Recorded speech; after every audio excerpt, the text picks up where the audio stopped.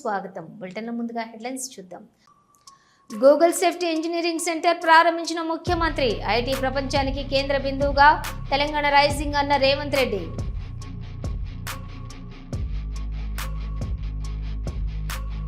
ఢిల్లీలో నారా లోకేష్ పర్యటన. భారత ఉపరాష్ట్రపతి జగదీష్ ధన్కర్తో మర్యాదపూర్వకంగా భేటీ.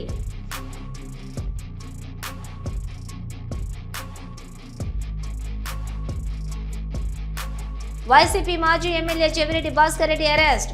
భాస్కర్ రెడ్డిని విజయవాడ సిట్ కార్యాలయానికి తరలించిన సిట్ అధికారులు.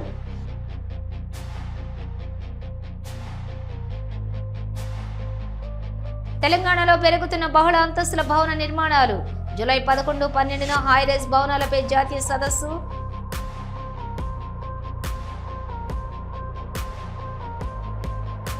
మాజీ ఎమ్మెల్యే చెవిరెడ్డి భాస్కర్ రెడ్డి అరెస్ట్.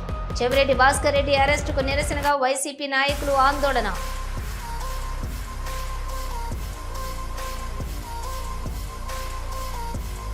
గాంధీ భవన్లో మంత్రుల ముఖాముఖి కార్యక్రమం. పాల్గొన్న రాష్ట్ర వ్యవసాయ శాఖ మంత్రి తుమ్మల నాగేశ్వరరావు.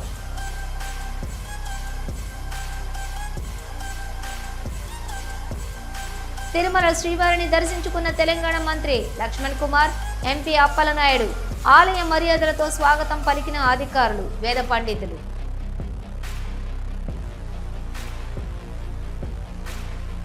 వైసీపీ మాజీ ఎమ్మెల్యే చెవిరెడ్డి భాస్కర్ రెడ్డి అరెస్ట్ అయ్యారు. బెంగళూరు నుంచి కొలంబో వెళ్తున్న మాజీ ఎమ్మెల్యే చెవిరెడ్డి భాస్కర్ రెడ్డిని ఎయిర్పోర్టులో అడ్డుకున్నారు. ఇమిగ్రేషన్ అధికారులు చెవిరెడ్డితో పాటుగా వెంకటేష్ నాయుడిని కూడా అరెస్ట్ చేసి విజయవాడలోని సిట్ కార్యాలయానికి తరలించారు.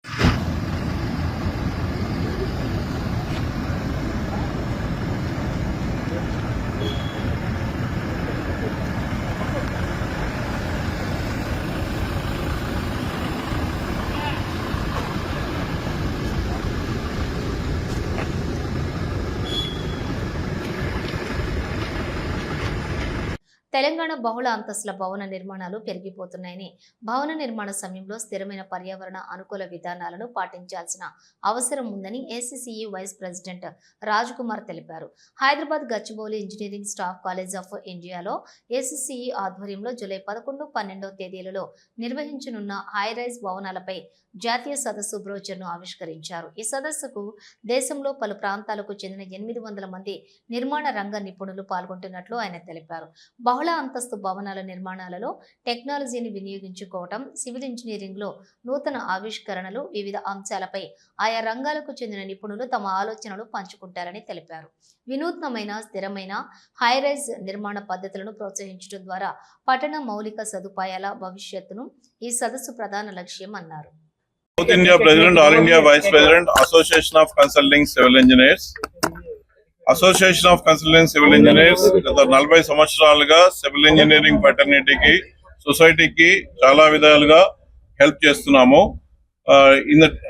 ఈ 2 రోజుల event July 11th and 12th next gen high rise buildings in steel and composite construction పేరు మీద స్టీల్ అండ్ కాంపోజిట్ కన్స్ట్రక్షన్ లో 2 రోజులు ఈవెంట్ చేస్తున్నాం. దీనికి ఆల్ ఇండియా నుంచి ఒక 14 నుంచి 15 మంది స్పీకర్లను వేరు సబ్జెక్ట్స్ మీద డొమైన్ ఎక్స్పర్ట్స్ గా పిలవడం జరుగుతూ ఉంది. దీనిలో ఈ సివిల్ ఇంజనీర్స్ కానివ్వండి, all stake holders like builders, architects, services engineers అందరికి కూడా వాళ్ళ కెపాసిటీ బిల్డింగ్ కోసమని వాళ్ళందరూ వచ్చి ఈ ఈవెంట్ లో 2 రోజుల సెమినార్ వర్క్ షాప్ లో జాయిన్ అయ్యి వాళ్ళు తగు విధంగా నేర్చుకొని వాళ్ళ ప్రాక్టీస్ లో అన్వయించుకుంటారనే ఉద్దేశంతో ఈ 2 రోజుల ఈవెంట్ చేయడం జరుగుతూ ఉంది. దీనికి మాకు చాలా విధాలుగా మా వేరే other organisations like PSI, CEI organisations కూడా అందరు సపోర్ట్ చేస్తున్నారు. వాళ్ళ మెంబర్స్ అందరూ కూడా దీనికి అటెండ్ అవ్వడానికి కూడా మేము వాళ్ళని ప్రోత్సహిస్తున్నాము. అదేవిధంగా civil engineering, mainly civil engineering whether builder దగ్గర కానివ్వండి, డిజైనర్ దగ్గర కానివ్వండి, ఏ విధంగా ఉన్న బడ్డింగ్ ఇంజనీర్స్, ఇప్పుడే కాలేజ్ నుంచి బయటకు వచ్చిన ఇంజనీర్స్ అందరూ కూడా ఈ ఈవెంట్ అటెండ్ అయ్యి, ఈ కాన్ఫరెన్స్ అటెండ్ అయ్యి చాలా నేర్చుకోవడానికి చాలా అవకాశాలు ఉన్నాయి కాబట్టి అటెండ్ అవ్వాలని కోరుకుంటున్నాం. ఇది July 11th and 12th Engineering Staff College of India auditorium గచ్చిబౌలిలో జరుగుతూ ఉంది. జూలై 11th and 12th అండి. మాజీ ఎమ్మెల్యే చెవిరెడ్డి భాస్కర్ రెడ్డి అరెస్టుకు నిరసనగా చంద్రగిరి వైసీపీ నాయకులు ఆందోళనకు దిగారు. శ్రీ వెంకటేశ్వర యూనివర్సిటీ అంబేద్కర్ విగ్రహం వద్దకు అభిమానులు, నాయకులు, కార్యకర్తలు భారీగా తరలివచ్చారు. చెవిరెడ్డి భాస్కర్ రెడ్డి అక్రమంగా, అన్యాయంగా అరెస్టు చేశారని, నెల రోజుల తర్వాత ఎందుకింతటి దారుణమైన ఆలోచనలు చేశారంటూ ఆరోపించారు. లిక్కర్స్ కేసులో సంబంధం లేకుండా చివరిగా ఎందుకు అరెస్ట్ చేశారంటూ ప్రశ్నించారు.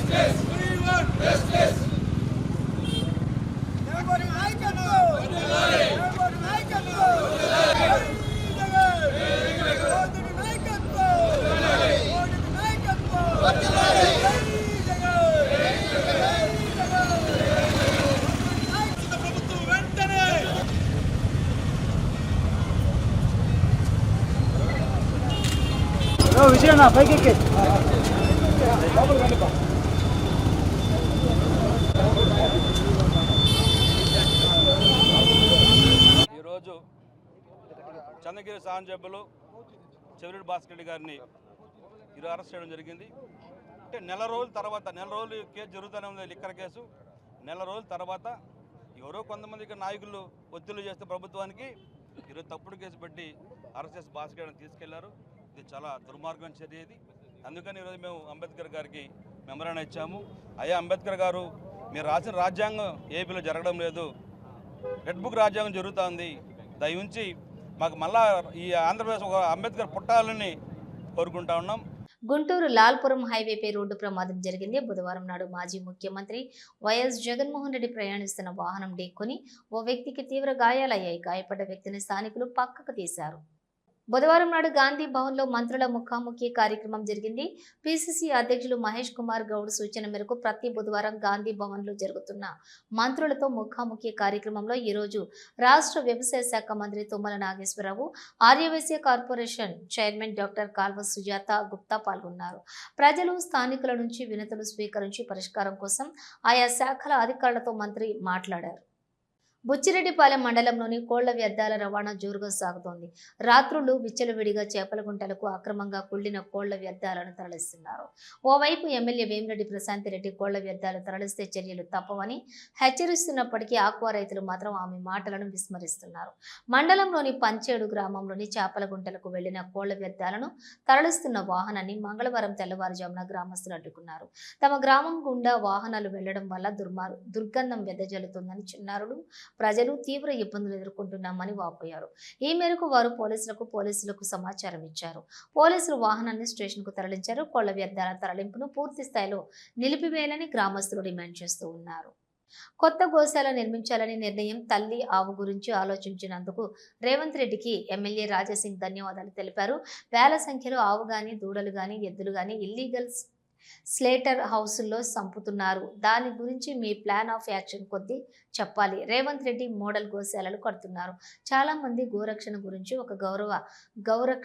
గురించి ఒక స్పెషల్ పోలీస్ ఫోర్స్ తయారు చేయండి. దాంట్లో ఒక మెంబర్గా మాకు కూడా పెట్టండి అని అన్నారు. దేశంలోని ముఖ్యమంత్రులందరిలో గోవులకు సేవ చేసే నిజమైన ముఖ్యమంత్రి ఎవరు అని మనం అడిగితే గుర్తుకొచ్చే రెండవ పేరు మీదే. మొదటి పేరు యోగిజీ మరియు రెండవ పేరు రేవంత్ రెడ్డిజీ. ఒక మంచి గుర్తింపు యావత్ భారతదేశంలో మీకు దొరుకుతుంది. ఒకవేళ ఈ పనులు మీరు చేస్తేనేనని అన్నారు. దాంట్లో ఆవులని దొడలని ఎద్దులని ఎక్కడ నుంచి తీసుకొని వస్తారు అది కూడా చెప్పాలని నా ఒక నివేదిక.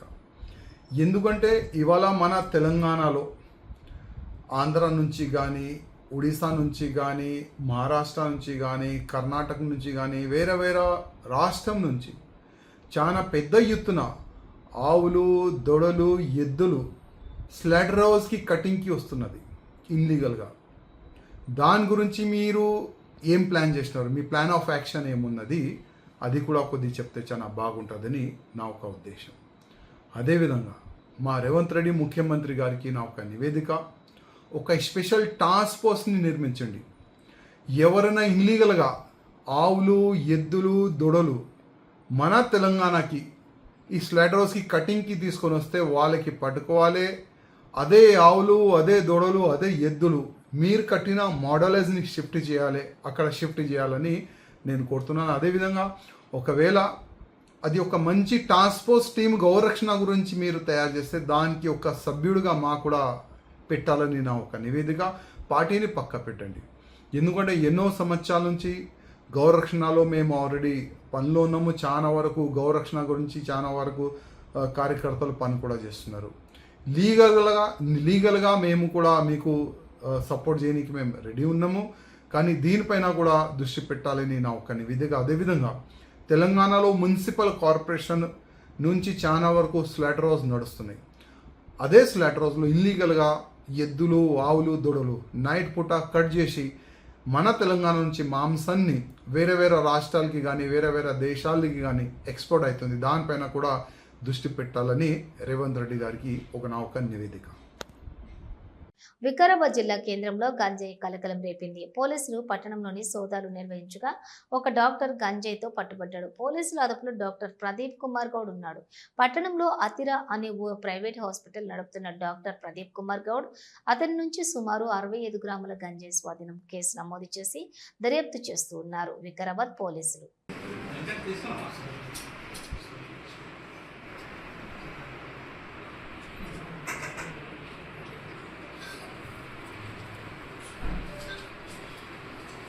ఓకే, నిన్న అనగా 17వ తారీఖు రోజు ఈవినింగ్ అవర్స్లో రోజు జరిగే విధంగానే రొటీన్గా రోజు చేసినట్టే వెహికల్ చెకింగ్ చేస్తుండగా మాకు ఒక వెహికల్ కూడా చెక్ చేశాము. ఆ చెక్ చేసిన దాంట్లో ఒక బ్లాక్ కవర్ అయితే ఆ బ్లాక్ కవర్ ఏమని చూశారు మా ఎస్ఐ గారు. చూస్తే దాంట్లో ఒక 2 ప్యాకెట్స్ ఉన్నాయి. ఆ ప్యాకెట్స్ ఏందని వెరిఫై చేస్తే దాంట్లో గాంజావి చూర చేసి ఒక గాంజా ఉంది. దాంట్లో చూసిన తర్వాత అతని అక్కడి నుంచి నెక్స్ట్ ప్రొసీజర్ చేసి దాని మీద కేసు ఒకటి రిజిస్టర్ చేయడం జరిగింది. అది ఇన్వెస్టిగేషన్ చేస్తున్నాము. ఆ ఇన్వెస్టిగేషన్లో ఏమేమి అయితే ఇన్వెస్టిగేట్ అయితే దాని ప్రకారం ఫర్దర్గా మేము యాక్షన్ తీసుకోవడం జరుగుతుంది. Thank you. అది 65 grams. Okay, thank you.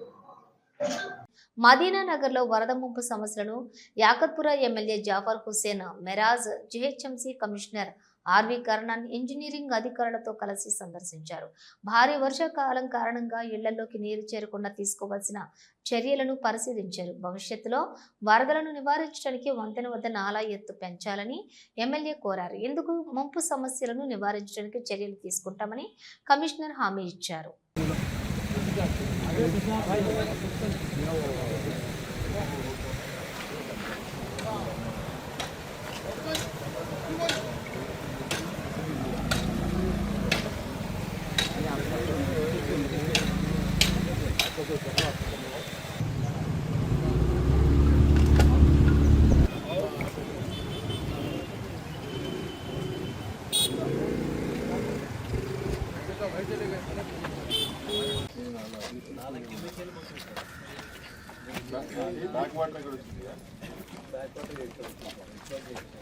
ये क्लोज करें सर అది డేటా కొట్టేసి అదే Goa saxophone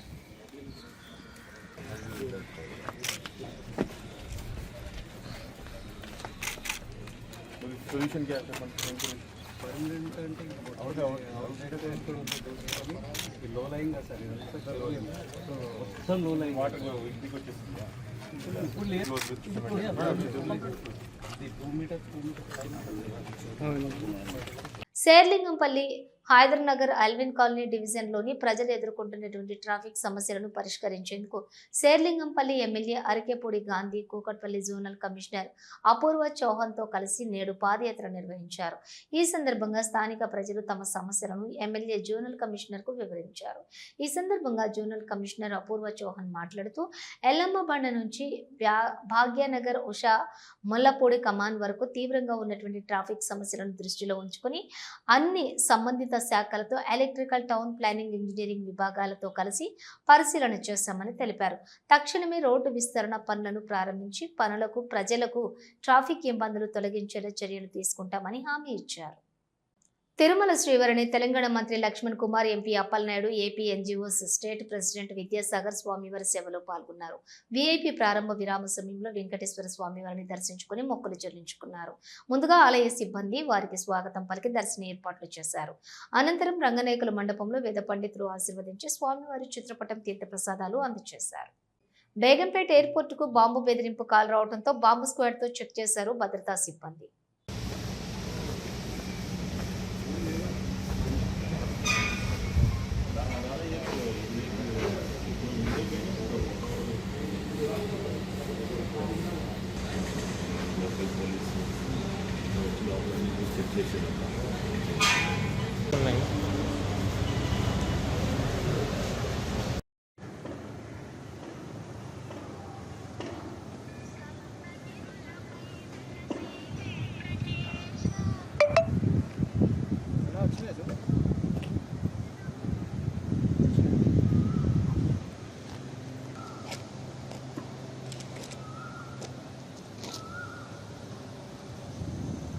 world yoga day వేడుకకు 5 లక్షల మంది పాల్గొంటారు. అందుకు తగ్గ ఏర్పాట్లు చేస్తున్నామని విశాఖ నగర పోలీస్ కమిషనర్ శంకబ్రత బాగ్చి అన్నారు. బుధవారం నుంచి 21వ తేదీ సాయంత్రం వరకు విశాఖలో ట్రాఫిక్ ఆంక్షలున్నాయి. ఎన్టీఆర్ సర్కిల్ నుంచి పార్క్ హోటల్ వరకు బీచ్ రోడ్ వాహనాలు రాకపోకలు ఆంక్షలుంటాయి. బీచ్ రోడ్లో నగరవాసులు ఆల్టర్నేటివ్ మార్గాలు వినియోగించుకోవాలని అన్నారు. పార్క్ హోటల్ నుంచి భీమిలి బీచ్ వరకు వాహన రాకపోకలు ఆంక్షలుంటాయి. వేడుకకు విజయనగరం నుంచి వచ్చే బస్సులు బోయపాలెం వైపు రావాలి. వేడుకకు అల్లూరి జిల్లా నుంచి వచ్చే బస్సులు వేపగుంట వైపు నుంచి రావాలి. 20 మధ్యాహ్నం నుంచి 21 రాత్రి వరకు వాహనాల మళ్లింపులు ఉంటాయి. శ్రీకాకుళం నుంచి భారీ వాహనాలు తగరపు వలస ఆనందపురం వైపు రాకూడదు.